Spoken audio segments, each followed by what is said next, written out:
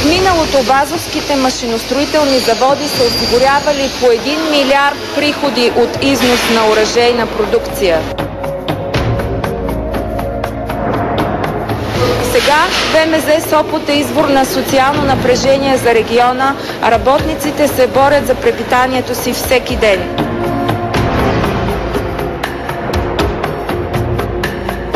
Какво е бъдещето пред завода и приватизацията ли е единственото решение за него, са два въпроса, на които ще потърсим отговор днес.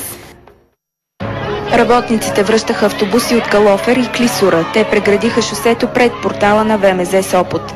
Изпълнителният директор Иван Стоенчев този път не излезе сред хората. След два смъртоносни инфаркта по време на протестите, повечето работници са неуспокоителни. Хората обявили гладна стачка вече са 100. Над 6000 от работниците гладуват принудително, защото са задлъжнели на магазините. 700 лева дължат вазовските заводи на Нина Лилова. Работи от 23 години там. С аванс от 80 лева месечно издържа и сина си. Благодаря на Бога, че детето ми ме разбира и му казах: никога, по-добре отиди и поискай, но никога не посягай на чуждото. Поискай си, ако трябва. Но не и да крадеш. Това е репортаж на BTV новините от 2001 година. 9 години по-късно се наложи да се припомним гладните бунтове на хората от Сопот, защото се случиха отново. Преди 9 години в заводите работеха над 7000 души.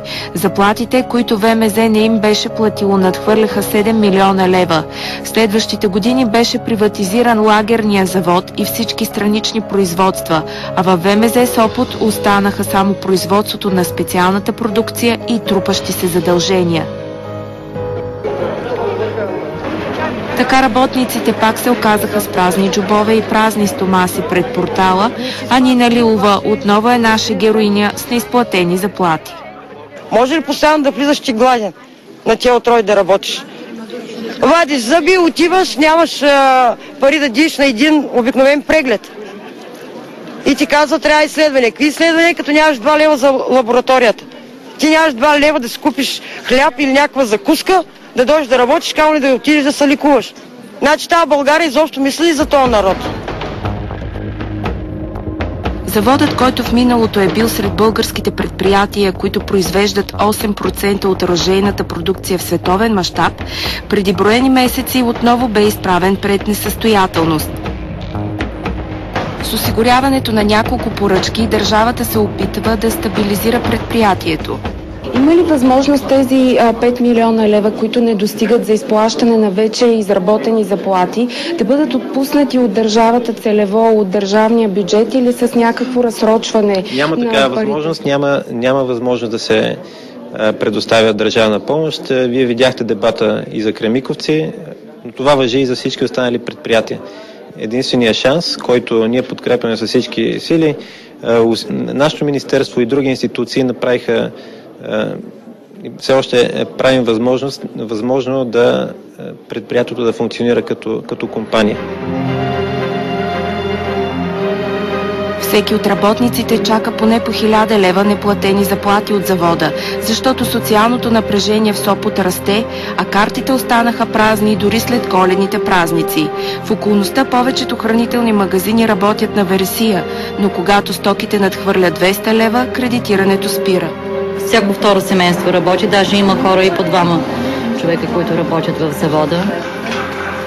И даже вече на някои хора започнахме да спираме да даваме версия, защото не могат да се плащат и не могат да се зарежда магазина. 30 семейства са с спряно електричество заради дългове. Посещават ги съдия-изпълнители. Не може да си позволим собствено жилище в България, да живеем самостоятелно, живея при баща ми. Всичко на кредит правим.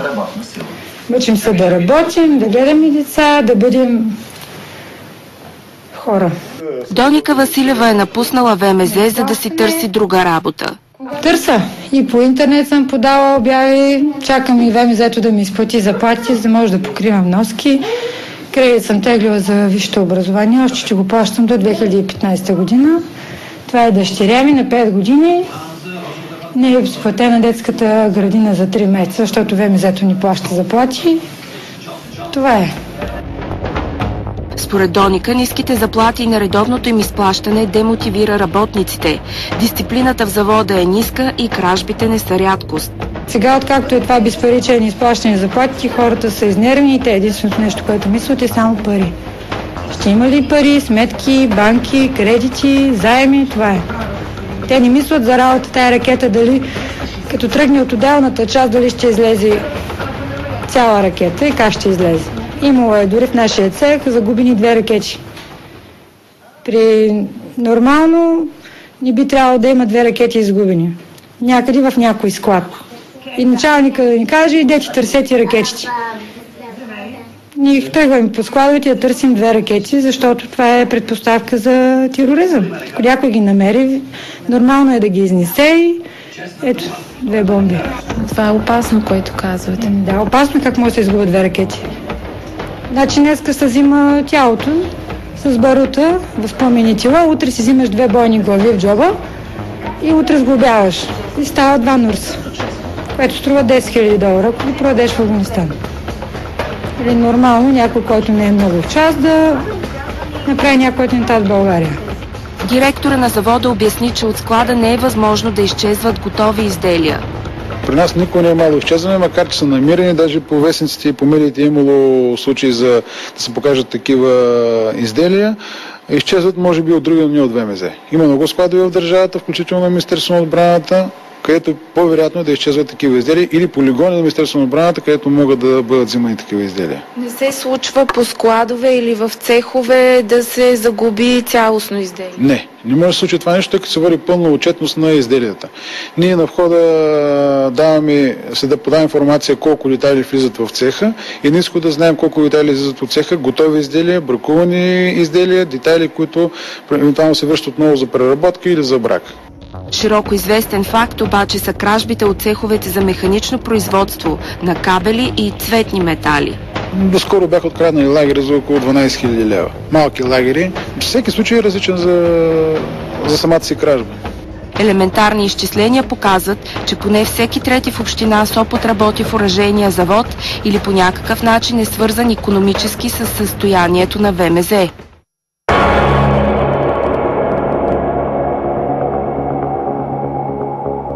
В част от цеховете условията на труд са наистина изключително тежки. Работници разказват, че преди демокрацията тук са изпращани за работа само затворници.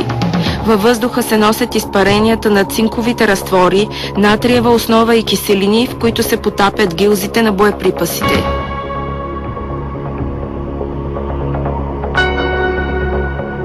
Този труд е оценен на около 300 лева месечно, но за хората от региона няма друга алтернатива.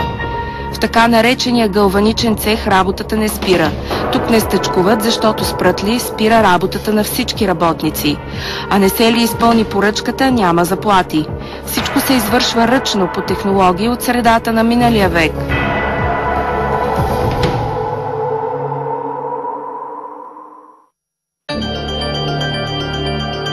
Завода има и по-модерни цехове. Тук, например, машините са доставени преди 10 години. По оценка на Сдружението на българската отбранителна индустрия, вазовските заводи имат ноу-хау за производството на специална продукция. Има наистина някои технологични цикли в този завод, които са доста стар вид технология. Но си представете, ако сте на мястото на ръководителите, независимо кои са ръководители в този завод, при условие на една стагнация, те нямат възможност и капитали, за да могат да приберат някоя технология, която ще бъде по-ефективна и икономически по-изгодна. Основното производство на ВМЗ Сопот са боеприпаси за руски оръжия. Изнася се за неембаргови държави с руско въоръжение от Азия и Африка. И докато по времето на социализма са имали приходи от $1 милиард, сега за успешна се смята година, в която приходите са 70-80 милиона лева. Основният проблем е, че ВМЗ в миналото не е доставило директно на клиентите и няма развити външно-търговски контакти. Затова се разчита на държавна помощ. Не е тайна, че с американското правителство се сътрудничите по един проект за Афганистан. Да, така е.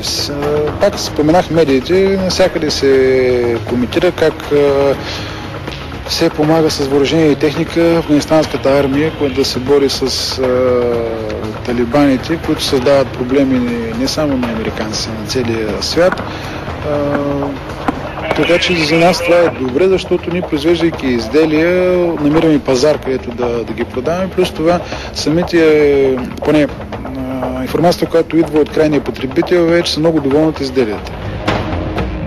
Последните 10 години ВМЗ Сопот, освен старите руски изделия, разработва и свои собствени боеприпаси. Това изделие няма аналог в никой от заводите, сродни заводи от други държави, които произвеждат. Единствено наше производство, голяма далекобойност 2 км, има кумулативно осколъчен фугасен ефект, т.е. двойна роля играе при бойните действия. Имало ли е случай да ви спрат продукция готова за експорт? Да, естествено, че имало такива случаи. За жалост не са били малко, но всичко е въпрос на конюнктура и на момента. Примерно ние произвеждаме, стане война и се казва, че не трябва да се карат там да се карат бойни припаси, да не се разширяват бойните действия и спираме за момента тази експедиция. Но в същото време пък има моменти, когато се търсят много бързо, някъде започват военни действия, търсят много бързо налични количества, така че да се прекратят тези бойни действия или пък да се засили атаката срещу терористи, които съответно се опитват да бламират правителството от дадена държава. В този цех се сглобяват гранати за РПГ. Работата е изключително прецизна, защото дори елементарна грешка може да има фатални последици. По време на всяка работна смяна през ръцете на жените зад мен минават по 700 такива гранати. Оптимизиране на труда и по-голяма дисциплина може да има само ако заводът се приватизира, смята изпълнителният директор. Според него, приватизацията на Вазовските заводи отдавна е закъсняла и е трябвало да стане още през 1999 година, както с останалите оръжейни заводи. Аз много път съм казал пак в кавички, смятам, че ВМЗ остана един от най-големите санаториуми в България, защото на Балканския полуостров даже, защото такова е мисленето. Нямаме пари, закъснели са парите, ще ставаме, няма да работим, ще стъчкуваме, държавата ще извади пари от някъде, като магиосник ще ни плати парите и после ние слизаме на работа, без да бъдем наказани, без да има никакви санкции върху хората, които са стъчкували. Това е мисленето за жалост. Преди 2 години предишното правителство спря започналата приватизационна процедура на дружеството. Сега ВМЗ Сопот отново е в списъка за приватизация на Икономическото министерство. Най-критичният период за дружеството, според мен, беше през лятото на 2009 година, когато имаше реална опасност да бъде поискано стартирана процедура за несъстоятелност за дружеството. Благодарение на, според мен, изключително бързата и ефективна намеса и решение на министър Трайков, това беше избегнато. Екипа на Министерството на икономиката, енергетиката и туризма работи за постигане на относителна или временна финансова стабилност на дружеството, като за целта са разсрочени част от задълженията и са осигурени малък наброй договори, които да могат да позволят нормално функциониране на дружеството.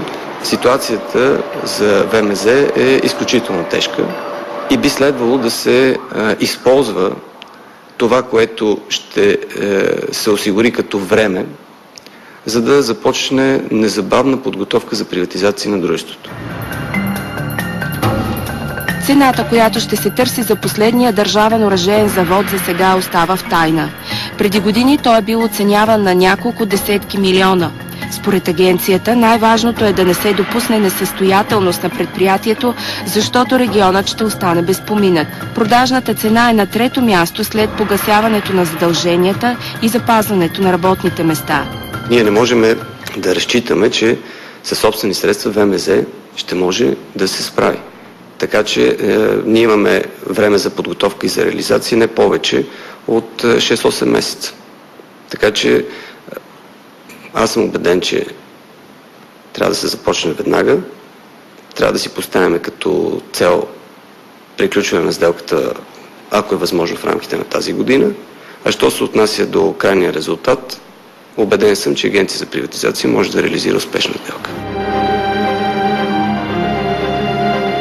Според председателя на Сдружението на отбранителната индустрия, ВМЗ се нуждае от оздравителна програма, защото бързата приватизация в стил преди 20 години би била грешка. Трябва да се положат максимални усилия, да не се постъпи по най-лошия начин. Просто да се продаде ето така, на цена, която не отговаря на неговите възможности, защото казах, това е завод от национално значение за националната сигурност. Има някои неща, които имат и друга стойност. Тя не се измерва само с неговата материална стойност в момента. Просто след това няма кой да го възстанови това нещо. А то ще бъде нужно. Според Сдружението на отбранителната индустрия, ВМЗ трябва да получи поръчки зад граница с държавна помощ. Важното е решението за завода да бъде добре обмислено, защото Сопот лесно се превръща в взривоопасна зона.